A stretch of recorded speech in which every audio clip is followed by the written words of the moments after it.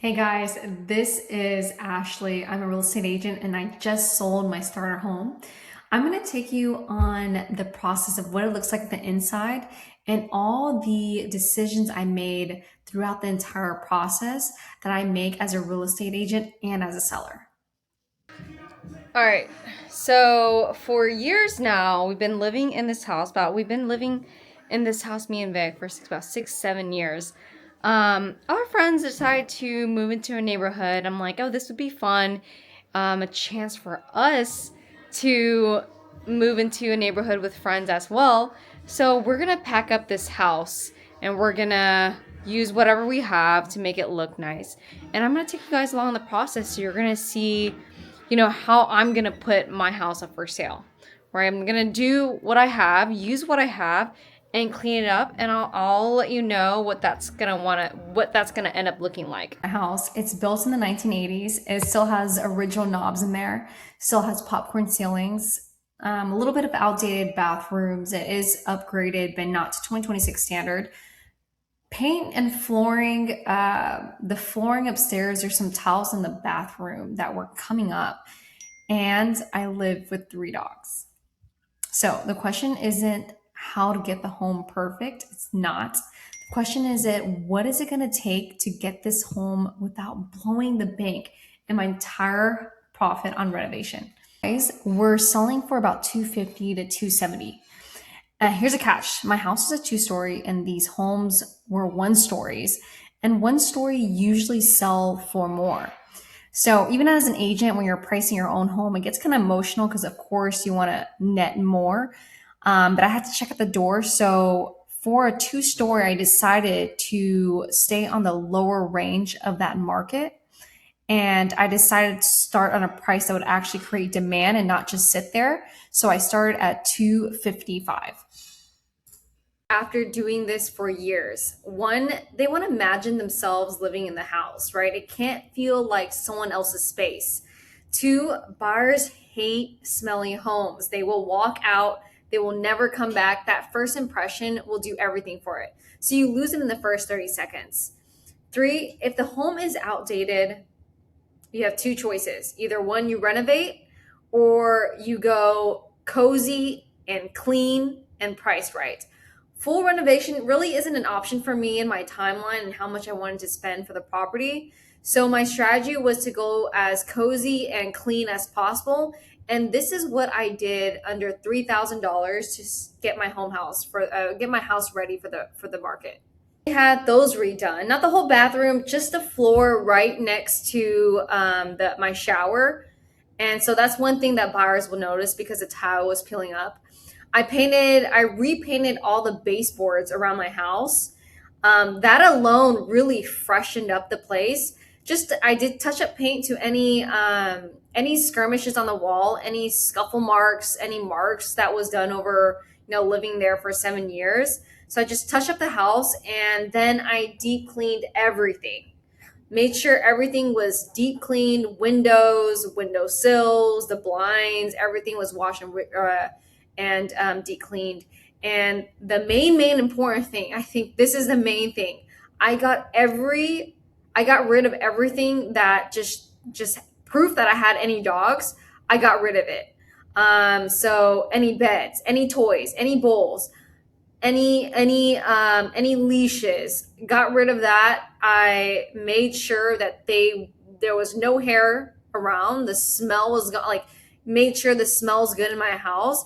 And honestly, if you didn't know me and you didn't know I had any dogs, you would not know stepping into that house. Okay. So pulled out some extra furniture and then I just left everything kind of stage as is, very cleaned up and organized otherwise. The living room on the book just had the living room, the couches, the dining room, cleared the countertops, put flowers on the dining room table. Kitchen, cleared everything and put up like staged items and where they're supposed to go. Didn't even have the sponge or anything like that. Removed that. Just staged up in a little bit of the kitchen and the bathrooms, just to have like this hotel feeling. And all of that was about 2,300 that it came out to. So what I want to do is buyers, they aren't buying a 1980s house, right? They're buying the feeling of the home that I'm trying to set up, the feeling of a home, like living here. Okay, here's the bedroom. Obviously, everything removed. Top of the beds. I think I'm gonna hide the laundry and then strip some clothes from that. Remove that. Maybe all the rugs. Clear the counters. And then clear the shower area. Freshen this place up. So our living room so far. Gonna remove this treadmill, of course. Keep the plants here and move all this stuff here.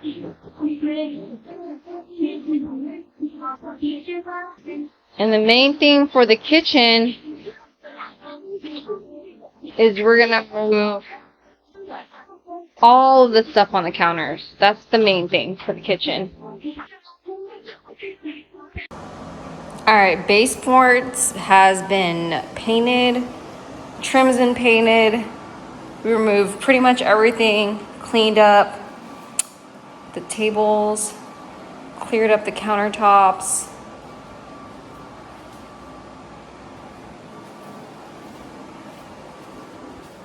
And I'll just say, painting the baseboards already make a huge difference on just freshness in general.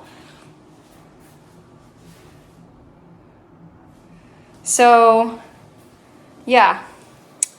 I mean, obviously you can see it's not the most renovated house and not the newest build, but just having it clean, something that smells good, smells fresh. I'll let you know how fast this one sells.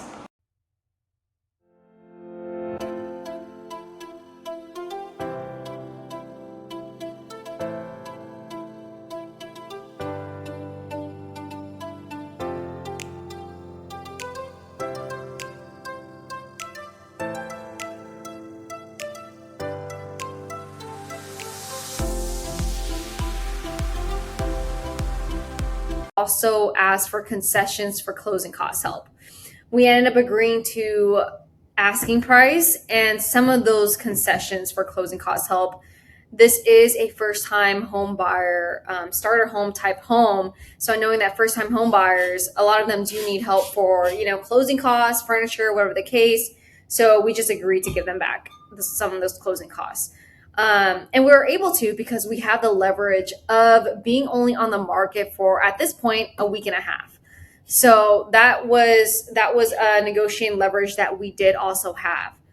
And then they did the inspection report came back, and this is some things that a lot of sellers I see kind of debate on what they should be doing, what they do. I mean, just to keep, the transaction going, but also not doing some ridiculous things to get the property sold. This is what you should do. I do not do everything on the inspection report. And I would only look at those big ticket items that if for whatever reason that deal fell through, next buyer comes, those big ticket items, no matter who the buyer is, will probably look at those big ticket items and want those fixed or some money back for that. That's what I really look at and negotiate for. So you got to respond strategically and just give back for the things that you don't want to do, and or just give back for those big ticket items. And so just kind of have to leave emotion out of this part of it. And it's not like a give and take, it's a give and take. But we countered, they accepted, and then we stayed on track, and it's time to move out. God damn, took us 3 whole days. We got mostly everything cleared out. All right. This is for the new people. Y'all have y'all fun. Till next time. Really lucky with the buyer. They were already pretty much approved all the way. It just needs to do appraisal inspection. So we closed within a week. So really the selling process isn't complicated. It's just a series of decisions, right? What you're pricing with, what you're marketing as, the prep that you take, and the negotiation, and just small steps of decisions that you have to make in between to actually move the process further along, right? And that's the difference between sellers that sit on the market for months and sellers that actually sell in a reasonable time period and getting at the right price for the house. And it's knowing which decisions these are that's going to move the process along.